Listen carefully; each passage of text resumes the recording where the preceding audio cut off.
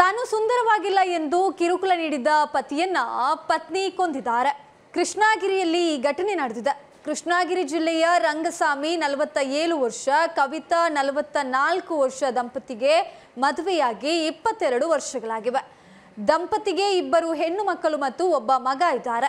ಒಬ್ಬ ಹೆಣ್ಣು ಮಗಳು ವಿವಾಹವಾಗಿದ್ರೆ ಇನ್ನೊಬ್ಬ ಮಗಳು ಮತ್ತು ಮಗ ಕಾಲೇಜಿನಲ್ಲಿ ಓದ್ತಾ ಇದ್ದಾರೆ. ಜೂನ್ 9, 2025 ರಾತ್ರಿ ರಂಗಸ್ವಾಮಿಯನ್ನ ಅವರ ಪತ್ನಿ ಕವಿತಾ ಅವರ ಪತಿ ಮೇಲೆ ಪೆಟ್ರೋಲ್ ಸುರಿದು ಕತ್ತು ಹಿಸುಕಿ ಕೊಂದ್ರು. ಇದಾದ ನಂತರ ಅವರು ಸ್ಥಳದಿಂದ ಪರಾರಿಯಾಗಿದ್ದಾರೆ. ರಂಗಸ್ವಾಮಿಯ ಕಿರುಚಾಟ ಕೇಳಿದ ನೆರೆಹೊರೆಯವರು ತಕ್ಷಣ ರಂಗಸ್ವಾಮಿಯನ್ನ ಕೃಷ್ಣಗಿರಿ ಸರ್ಕಾರಿ ಆಸ್ಪತ್ರೆಗೆ ಕರೆದೊಯ್ದಿದ್ದಾರೆ.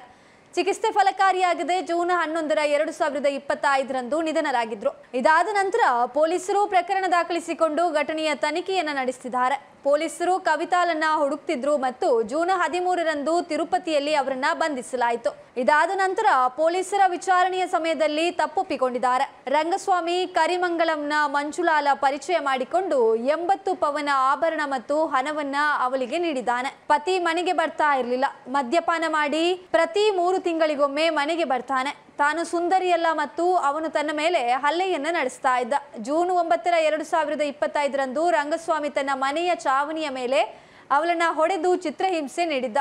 ಕುಡಿದ ಮತ್ತಿನಲ್ಲಿದ್ದ ರಂಗಸ್ವಾಮಿ ಮೇಲೆ ಪೆಟ್ರೋಲ್ ಸುರಿದು ಬೆಂಕಿ ಹಚ್ಚಿ ಪರಾರಿಯಾಗಿದ್ದಕ್ಕಾಗಿ ಕವಿತಾ ತಪ್ಪೊಪ್ಪಿಕೊಂಡಿದ್ದಾರೆ.